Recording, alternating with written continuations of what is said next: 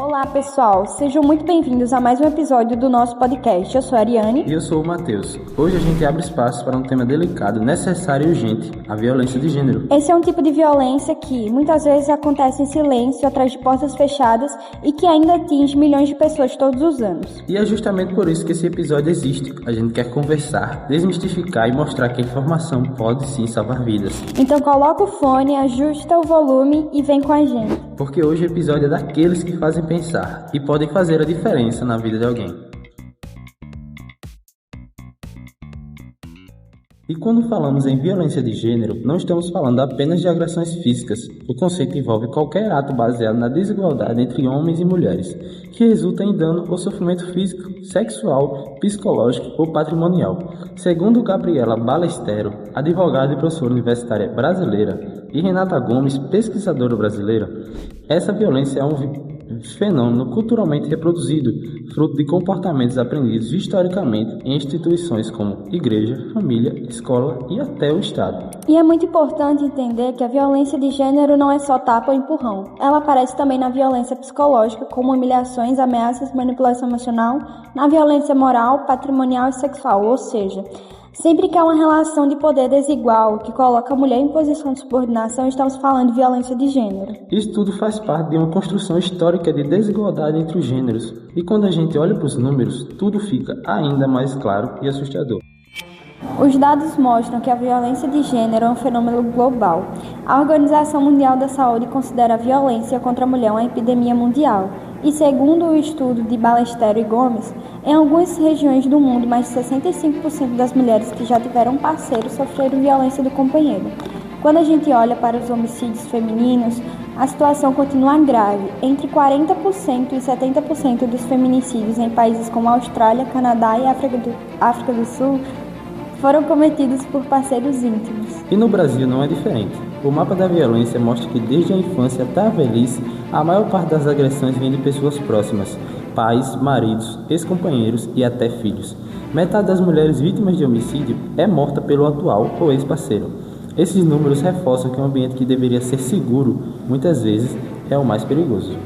E é importante lembrar que por trás de cada número desses existe uma vida interrompida, uma família destruída, uma história que não deveria ter acabado assim.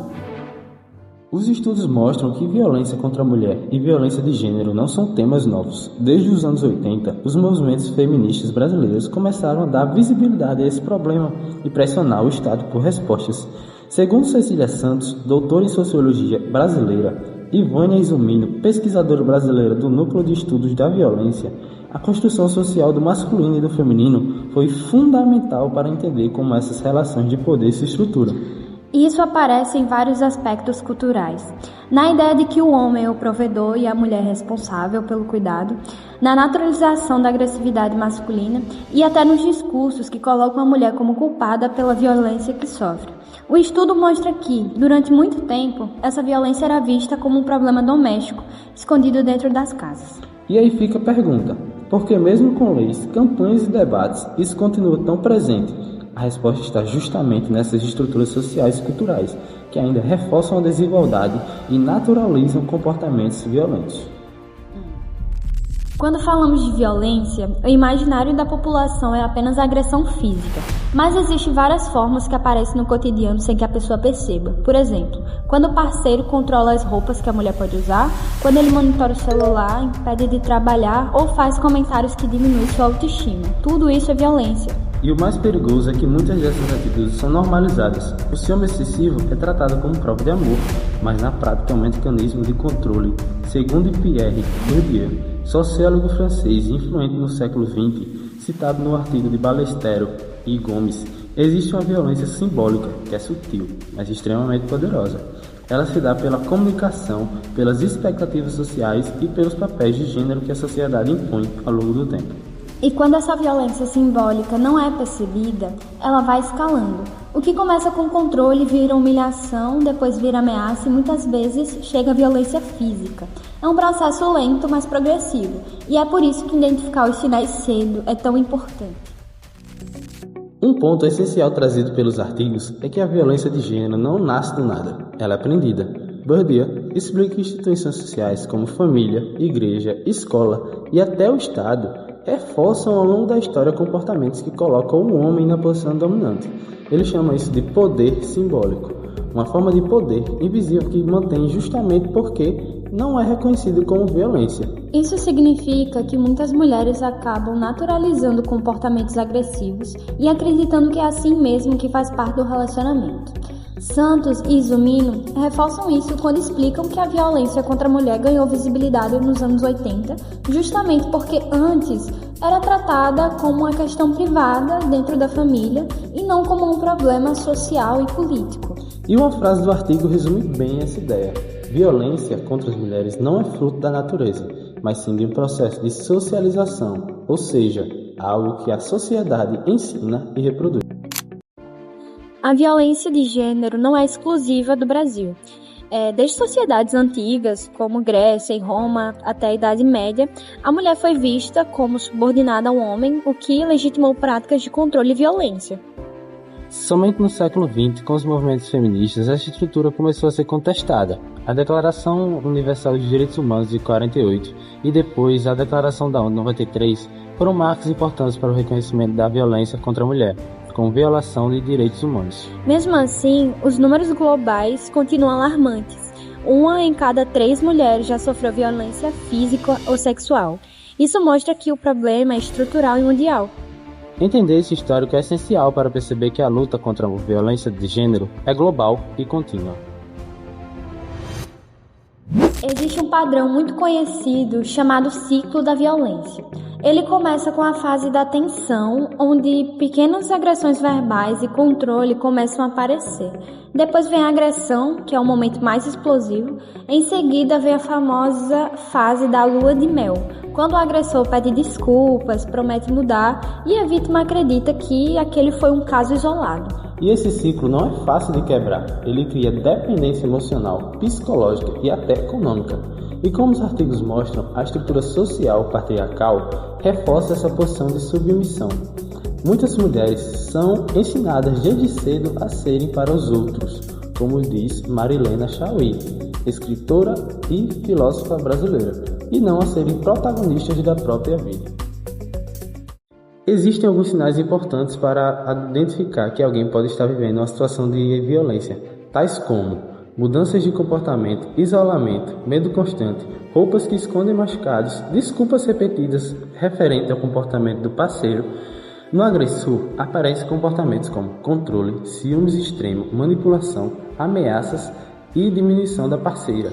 E o que fazer ao perceber uma situação assim? Primeiro, não devemos julgar, Ouvir e acolher é essencial. Segundo, nunca confronte o agressor, porque isso pode aumentar o risco para a vítima.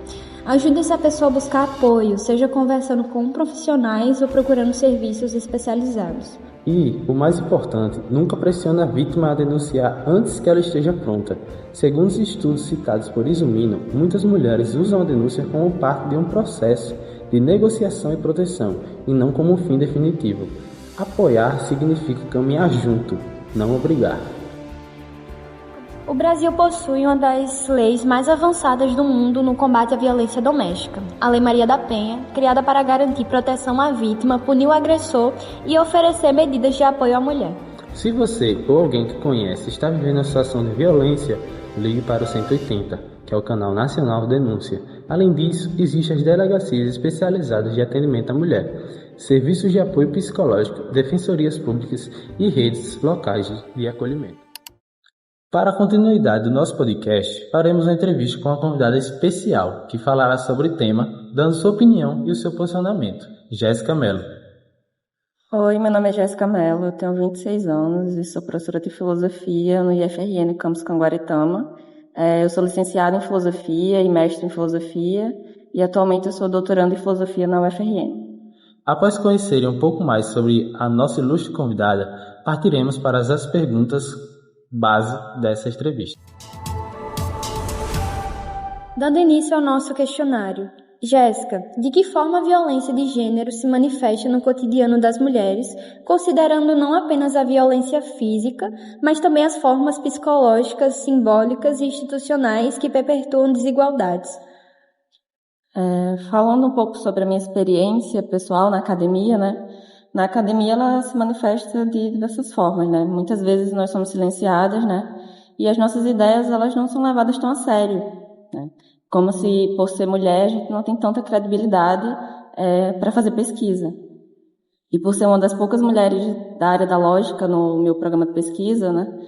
Eu sempre estou muito rodeada de homens, pesquisadores, e muitas vezes eles não acreditam que a pesquisa que a gente está fazendo é realmente uma pesquisa muito bem fundamentada, né? E de alto nível. Eles acreditam que, por nós sermos mulheres, a gente não consegue alcançar o mesmo nível deles. E com relação à violência de gênero, né, institucional, nós tivemos um caso recentemente, né, nessa semana, que 2 professoras foram mortas no Cefet do Rio de Janeiro, e o atirador, né, ele não aceitava ser subordinado por 2 mulheres. Elas estavam na diretoria e ele não aceitava. Então a gente consegue ver que essa violência ela está em várias áreas, né? Então os homens acabam não aceitando a presença das mulheres nos espaços. Ainda nos é negado esse espaço. Agradeço pela contribuição. Nesse momento, partiremos para uma pergunta de cunho mais estrutural. Partindo para a nossa segunda pergunta, Jéssica Mello, como a violência de gênero atua como um obstáculo epistemológico que compromete a plena participação por parte das mulheres no ambiente acadêmico? Falando especificamente da área da filosofia, né? Historicamente, a maioria dos autores que deram contribuição são homens, né? O cânone filosófico é formado por homens. E vocês sabem disso. Quando a gente tem aula de filosofia, a maioria dos filósofos são homens, a gente vê poucas mulheres, né? E é como se ao longo da história as mulheres não tivessem dado nenhuma contribuição. E a gente se pergunta, cadê essas mulheres, né? E elas deram muita contribuição, sim, né? Mas a gente tem esse silenciamento. E aí o que a gente faz hoje em dia, né, é tentar retomar a produção que essas mulheres fizeram desde a antiguidade, na época medieval, também na modernidade. E também a maioria dessas mulheres que foram silenciadas, né, que não tiveram suas produções publicadas, muitas delas ajudaram esses filósofos bastante conhecidos que a gente tem, né, hoje a gente estuda no cânone hoje em dia, né, mas elas estavam lá, elas eram a base para ajudar eles, né, para construir esse pensamento. E nos departamentos de filosofia, a presença das mulheres ainda é bastante pequena. A gente tem 1, 2, no máximo 3 professoras no departamento que tem 10 homens. Então, quando a gente vai para um colegiado, a gente vê que ainda falta essa presença das mulheres, né? E muitos desses professores não são aliados, né? Eles não ajudam essas mulheres, eles dificultam a nossa produção filosófica, dificultam que a gente consiga continuar ocupando aquele espaço, né? E na filosofia, muitas vezes, várias pensadoras, como essas pensadoras mais do pensamento decolonial, Angela Davis, Bell Hooks, para esses professores, né, esses professores tradicionais, para o cânone, elas não são consideradas filósofas. É como se elas não tivessem o rigor necessário, né, para serem apontadas como filósofas. E como se elas não tivessem dado uma contribuição filosófica, mas elas deram. Então a gente consegue ver esse apagamento das mulheres, né, em vários espaços, desde obras que não são citadas, livros didáticos. A gente consegue encontrar quantas mulheres. Geralmente a gente só tem a Hannah Arendt e a Simone de Beauvoir. A gente não vê outros filósofos, né? Então a gente vê esse apagamento acontecendo. Nos departamentos também, professores, né? Quantas professoras de filosofia vocês tiveram? Poucas. Então a gente ainda tem esse apagamento das mulheres.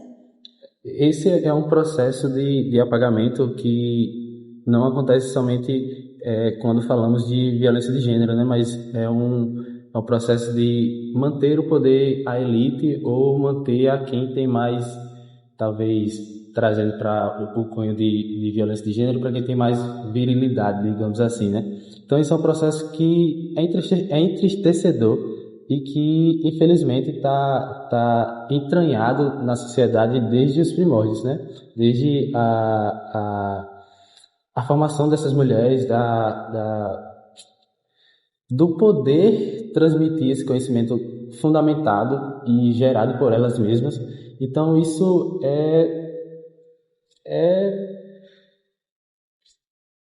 Não tem o que dizer. É revoltante. É revoltante, realmente. Por fim, Jéssica, agradeço pela contribuição e nos aproximaremos para o fim da nossa entrevista, partindo para a nossa última pergunta, que será mais de cunho cultural. Jéssica, como a cultura, a economia e a história influenciam na violência contra as mulheres e de que forma fatores sociais podem aumentar ainda mais a dificuldade que elas enfrentam? Se a gente olhar historicamente, né, trazendo para a Grécia Antiga, o lugar da mulher era o privado, né, era a casa, enquanto os homens estavam participando da polis, né, estavam vivendo a vida pública, né, tomando decisões políticas, e esse lugar foi retirado das mulheres, elas não tinham essa participação, né. E aí a gente vai vendo na Idade Média, continua essa ideia de submissão das mulheres, né, isso continua sendo algo perpetuado pela sociedade. E a gente vê na modernidade, ainda continua a mesma coisa, os homens ainda têm uma certa superioridade sobre as mulheres, né? Uma certa forma de... As mulheres são submissas aos homens. Então a gente tem um espaço que foi negado às mulheres, historicamente, né? Sempre foi negado esse espaço pra gente. E acaba que a gente não tem tantas oportunidades como os homens têm, porque a gente passou anos sem ter um lugar, qual era o espaço da mulher, né? E aí quando a gente consegue esse espaço, né, com as lutas feministas, a gente acaba vendo que esses fatores sociais ainda influenciam muito, né? Muitas mulheres, por não ter essas mesmas oportunidades, elas ainda acabam ligadas aos seus parceiros de forma financeira, né? Você não tem uma oportunidade para estar trabalhando, né? Ainda está cuidando de casa, dos filhos. Então, elas ainda acabam presas de forma econômica, né? Eles ainda precisam dos maridos, né, para se manter financeiramente. E por conta disso, muitas vezes, elas acabam sofrendo algumas violências, né? E acabam ficando caladas, silenciadas, né? Elas têm medo de falar algo, porque não tem nada financeiramente delas mesmo, algo autônomo. Então, elas acabam sendo submissas, né? E também tem essa questão da classe, né? Como a gente consegue ver, mas também tem essa questão da raça, né? Pessoas de uma classe menos favorecidas, né, e pessoas negras, geralmente elas sofrem mais, essas mulheres sofrem muito mais violência, né.